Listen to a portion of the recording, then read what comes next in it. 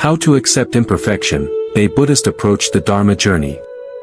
In a world that constantly demands perfection, we often find ourselves caught in the endless struggle to fix, polish, and control every aspect of life. Yet, the more we chase this ideal, the further we drift from peace.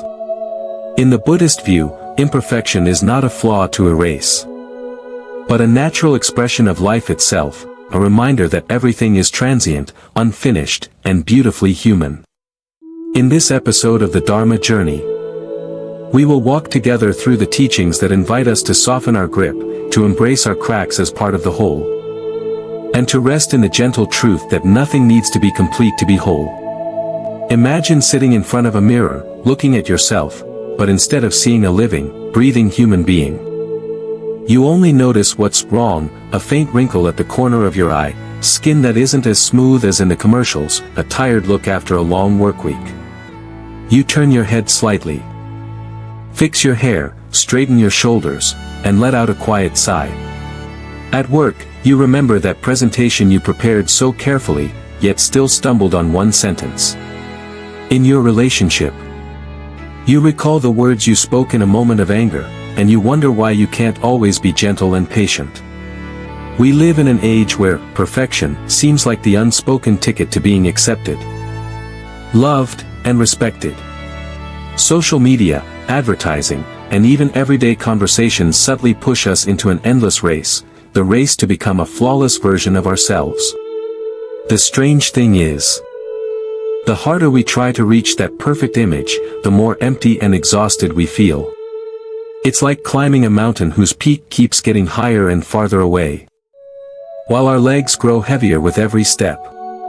Why do we fear imperfection so much? Perhaps it's because from a young age, we were taught that mistakes are shameful, that failure is proof of inadequacy, that not good enough means not worthy. Every time we stumble, we're not only dealing with the event itself but also with the harsh inner voice saying, "I'm useless, I shouldn't have messed up. I should have done better." This voice turns ordinary experiences into lifelong sentences of self-condemnation. But from a Buddhist perspective, the story shifts. The Buddha never taught that life is about reaching absolute perfection. Instead, he taught that life is impermanent, and human beings are inherently limited. Rather than denying or running from those limits, the path of awakening invites us to see them clearly, accept them, and learn from them. Because it is often through the cracks that the light of wisdom enters. When we dare to look directly at our mistakes, not to punish ourselves, but to understand their causes, transformation begins. A mistake is no longer a life sentence but becomes a living lesson that strengthens our mindfulness and helps us grow. Just like a pearl forms from an irritant inside an oyster, our imperfections are the raw material that can polish the soul and make it shine. To truly embrace this, we have to let go of a powerful illusion. The belief that only when we're perfect are we worthy of love. In truth, love is not a reward for perfection, it's the nourishment that helps us walk through life's most difficult turns. When you can love yourself in moments of weakness and clumsiness, you begin to understand the real meaning of compassion.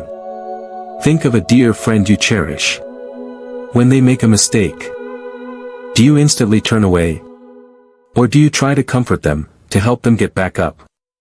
If we can extend that same patience and kindness to others, why do we deny it to ourselves?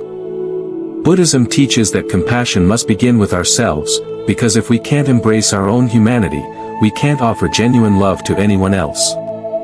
So why, when we're not perfect, do we feel broken or damaged? Maybe because we've forgotten that the essence of life is not about keeping everything intact, but about the ability to renew, rebuild, and keep walking, even with scars. In the world of impermanence, everything changes. Flowers bloom and wither, the moon waxes and wanes, and humans, too, have their moments of strength and fragility. It's this very change that gives life its depth and beauty. Perhaps Buddhism is simply an invitation to return to this truth. You don't have to be perfect to live a whole, meaningful life. Instead of judging, you can observe. Instead of resisting, you can soften. Instead of trying to paint a flawless picture, you can live with the raw strokes and uneven colors. Sometimes, it's these very irregularities that give the painting its soul and vitality. So rather than asking, how can I never make mistakes, maybe the more important question is, how can I learn something each time I do? And if one day you find yourself embracing your flaws as a natural part of being human, that may be the first real step toward freeing yourself from the weight of perfection. In Buddhism, imperfection is not something to be eliminated, it is a natural and inevitable part of life. At its very foundation, two of the most essential principles in the Dharma, impermanence, anicca, and non-self, anatta, show us that clinging to an image of perfection is an illusion we can never truly hold on to. Impermanence means that nothing in this world stays the same forever. Everything flows, shifting from moment to moment. A flower may be in full bloom today but will wither tomorrow. A golden sunset can fade into darkness within minutes. People, too, change, youth gives way to old age, health shifts, moods shift, relationships shift. When we deeply understand impermanence, we see that perfection is only a fleeting moment, like a glimmer of light passing across the sky. Trying to freeze it in place only leads to suffering, because the nature of life is movement. In that flow, imperfection is not the exception, it is the rule, and in many ways, it's what makes life possible. Non-self offers an even deeper view. What we call me is not a fixed, unchanging entity. It is made up of body, mind, emotions, memories, and experiences, all of which are constantly changing. Yet much of our obsession with perfection comes from holding tightly to this self. I must be better than them, I must match the image I dream of. Comparison and measuring ourselves against others create walls between us and the world, trapping us in constant pressure. Understanding non-self reveals that perfection is not our true nature, it's only a mask the ego tries to wear in its search for approval. Buddhist teachings often use simple yet profound stories to illustrate the value of imperfection. One such story is about the cracked bowl. It's said that an old monk carried a clay bowl down to the stream every morning to fetch water for the temple. The bowl had a long crack in it, causing water to leak out on the way back. One day, some younger monks asked why he didn't replace it with a new one to save effort. The old monk simply smiled and led them down the same path he walked each day. Along the roadside, wildflowers were blooming brightly. He said, "The water that leaked from this bowl has been nourishing these flowers all along. If the bowl were perfect, this beauty would never have appeared." The story gives us a different lens. A flaw doesn't mean something has no value. On the contrary, it's often the cracks and gaps that create the space for life to flourish. In our own lives, wounds, mistakes, and failures are like that crack in the bowl. They may slow us down or make us feel incomplete, but they also open new pathways, nurturing compassion, wisdom, and a deeper capacity to love. The key is to shift our perspective. Instead of hiding or erasing our flaws, we can recognize and use them as part of our spiritual practice. Imperfection is not a barrier, it is precious material for growth. When we bring together the truths of impermanence and non-self, we discover something liberating. There is nothing permanent to cling to, and no fixed self that needs to be defended with a flawless mask. Letting go of that burden allows us to live more lightly, to savor each passing moment, even if it's imperfect. Because within that imperfection lies the full beauty of life, a beauty that needs no polish, no standard to meet. Only the stillness of our own awareness to see it. Perfectionism often sounds, at first, like a noble quality, the desire to do better, to reach higher standards, to refuse sloppiness or good enough. But if we look more closely, we see it hides a subtle trap. It keeps us living in a constant state of dissatisfaction. When our standards are too high, or keep shifting according to the demands of the ego and comparisons with others, even when we achieve something, we still feel it's not enough. Satisfaction becomes a fleeting moment, gone almost as soon as it appears, replaced by the next wave of anxiety. Perfectionism is like running on a spinning wheel. You think you're moving forward, But you're really just circling in the same loop, always chasing, always fixing, always pushing yourself harder. The result is exhaustion. Your body tightens, your breathing grows shallow. Your sleep becomes restless. The mind never truly rests because it's haunted by the question, am I good enough yet? More than just draining your energy. Perfectionism disconnects you from yourself and from others. When you focus too much on maintaining an ideal image, you tend to hide your weaknesses, your wounds, and your true feelings. You fear judgment, fear disappointing others, so you put on a mask and keep a safe distance.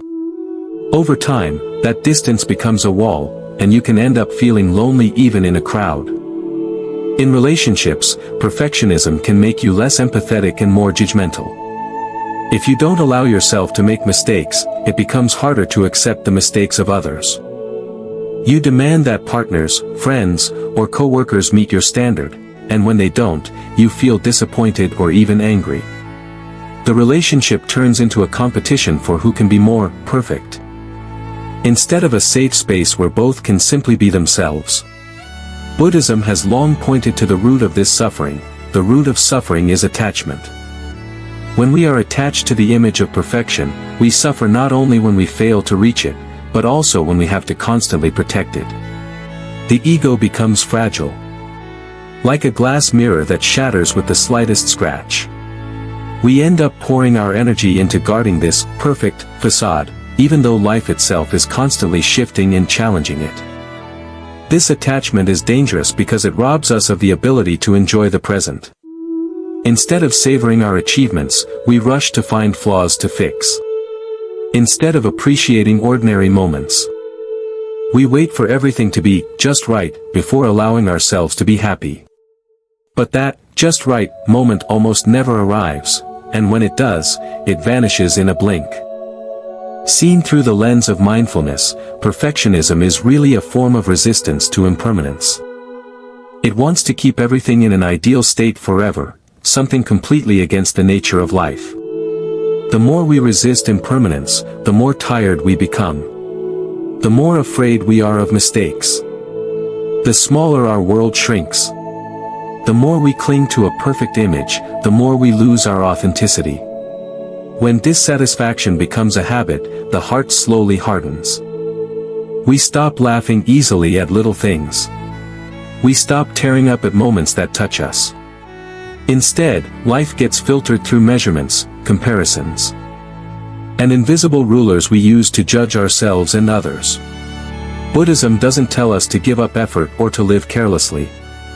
On the contrary, the teaching is to do our best, but with the wisdom to see the truth of life. Nothing lasts forever, there is no fixed self, and everything has the right to be imperfect. When we take this truth to heart, we begin to soften. We can laugh at our own clumsy moments. We can say, it's okay, when someone else stumbles. And in that compassion, the grip of perfectionism begins to dissolve. In the end, happiness doesn't come from keeping everything intact. It comes from the ability to love and appreciate even when things are changing. Even when they are breaking apart. Once we see that clearly, our attachment to a perfect image no longer holds the same power over us.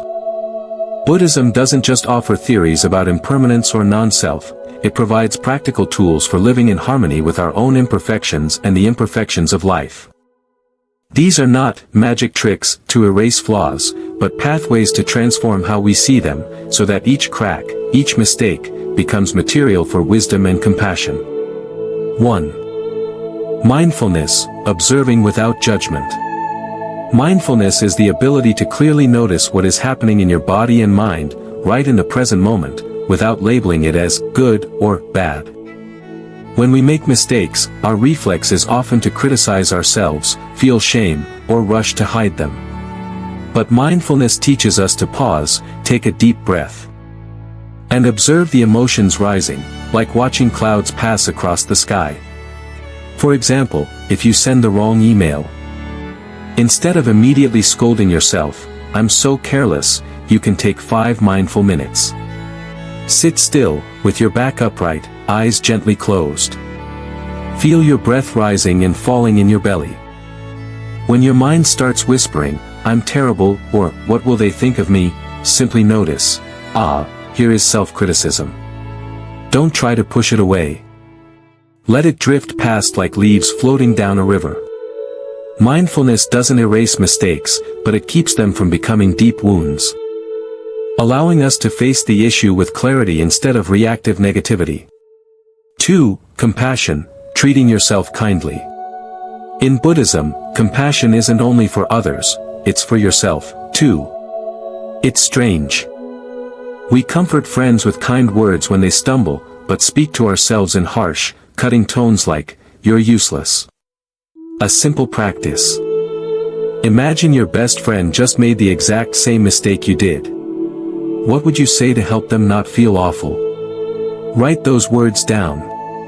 Read them again, and say them to yourself, with genuine warmth. When we learn to treat ourselves like a dear friend, we free ourselves from the chains of perfectionism. Compassion opens the door to learning from mistakes instead of fearing them. 3. Beginner's mind. In Zen, there's a saying, "In the beginner's mind there are many possibilities, in the expert's mind there are few." Approaching life with a beginner's mind means we aren't weighed down by the past or rigid standards. We're willing to try, to fail, and to start over. For example, if you're learning guitar and demand, "I must play perfectly right now," you'll likely give up quickly. But if you keep a beginner's mind, every wrong note becomes a discovery. And every difficulty becomes an interesting challenge. This mindset reveals that imperfection isn't the enemy of progress, it's the very condition that makes progress possible. 4. Letting go of comparison. Comparing ourselves to others is one of the biggest sources of unhappiness. In the age of social media, we constantly see carefully curated snapshots of others' perfect lives, travels, achievements, flawless photos. But these are just selected fragments, not the whole truth. Buddhism reminds us that each person has their own karma and path. Comparing a lotus to a rose is meaningless, each has its own beauty, fragrance, and season to bloom. A practice to try. Whenever you notice yourself comparing, pause and remind yourself, "My journey is unique." Shift your focus from what they have to what I am learning right now. Letting go of comparison not only relieves pressure, it cultivates gratitude for the path you're on. Bringing it all together. Mindfulness helps us notice when perfectionism starts to creep in. Compassion heals us when we stumble. Beginner's mind keeps us curious and open. Letting go of comparison brings us back to our own rhythm of life. When we weave these 4 together, we don't just accept imperfection, we transform it into a source of creativity and spiritual growth.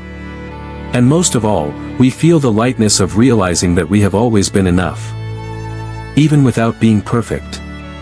I want to share a story that always comes to mind whenever I think about accepting imperfections.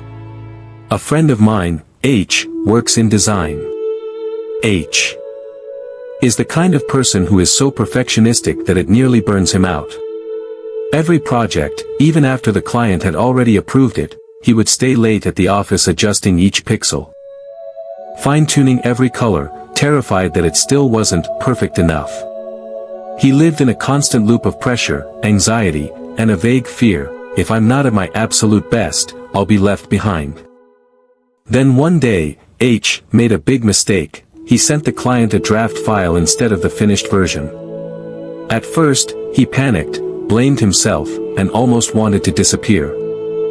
But something unexpected happened. The client wasn't angry at all.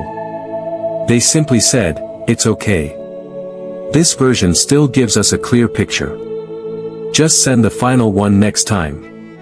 For the first time, H realized something important. The world doesn't collapse when you make a mistake. And because of that moment, he learned to let go of some of the pressure, to focus on what truly mattered rather than exhausting himself over microscopic details. He began to give more time to himself, sleep better, and the smile returned to his face. This story reminds me of a core Buddhist insight: accepting imperfections does not mean giving up, it's the foundation for sustainable growth. When we believe we are only worthy if we meet perfect standards, every step forward becomes a fierce competition. We fear failure, fear losing face. Fear being seen as less capable than someone else. Growth built on fear is fragile, because one small crack can shatter the entire image of perfection. On the other hand, when we accept that we are naturally imperfect, we become free to try, to fail, and to learn. Every stumble stops being proof that we're not good enough and becomes a chance to better understand ourselves and life. Growing with acceptance is like a tree growing in soft soil. Its roots sink deeper, its trunk grows taller, and its life force becomes steady and enduring. Imagine someone learning the piano. If they believe, I must play every note perfectly from the start, they'll tense up, their hands will stiffen, and the music will lose its soul. But if they allow themselves to play wrong notes and gently correct them, the music becomes alive, full of feeling. Life works the same way. Accepting imperfections also makes us more open to others.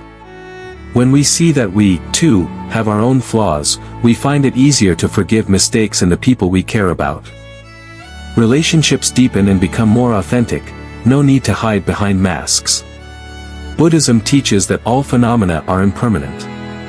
Perfection, if it exists, is only a fleeting moment. Clinging to it too tightly only exhausts us. But if we can smile at the cracks, we'll see that beauty doesn't lie in being unbroken, it lies in our ability to exist and shine even with the cracks. So, accepting imperfections doesn't mean we stop moving forward. It's how we walk farther, with a lighter heart, less fear, and more freedom. And on that path, we grow naturally, like a flower blooming in its own season, without force, without comparison, yet radiating its fragrance fully. If I had to distill everything we've shared today into a single sentence, it would be this. Imperfection is not your enemy, it's your path to true freedom.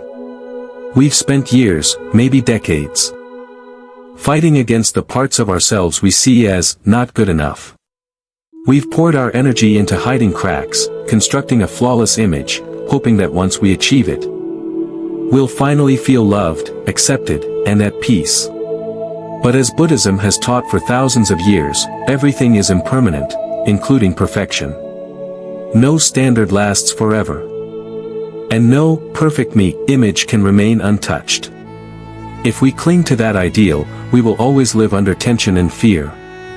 But if we learn to smile at what is incomplete, we discover a different kind of strength, the strength of acceptance, inner calm, and true freedom. I'd like to invite you to try a simple exercise today, right after you finish this video. Sit quietly for 5 minutes anywhere you feel safe and calm. Close your eyes, place your hand over your heart, and take a deep breath in. As you exhale, recall one thing you feel you didn't do well today. Instead of judging or blaming yourself, gently say, I am human, and humans are imperfect. But I am still worthy of love and of moving forward. Inhale, feel the breath. Exhale, release the heaviness bit by bit. Just 5 minutes a day can create a shift, your mind feels lighter, your heart feels more open. And the pressure to be perfect starts to loosen its grip. If today's message touched your heart, I hope you won't just keep it to yourself. Let it spread. Like this video so YouTube knows it's meaningful and can share it with more people. Subscribe to the channel so you won't miss the next deep dive into mindfulness, compassion, and living happily in an imperfect world. Share this with a friend, loved one, or anyone feeling weighed down by the shadow of perfection. You never know, this could be the gift they needed. Remember, you don't have to be a flawless version of yourself to be worthy of love, respect, and happiness. You are already enough, right here, right now, with all of your imperfections. And when you truly embrace that, you'll see that you've been free all along, you just hadn't noticed. So, today, are you ready to let go of perfection and step into the journey of living fully as yourself?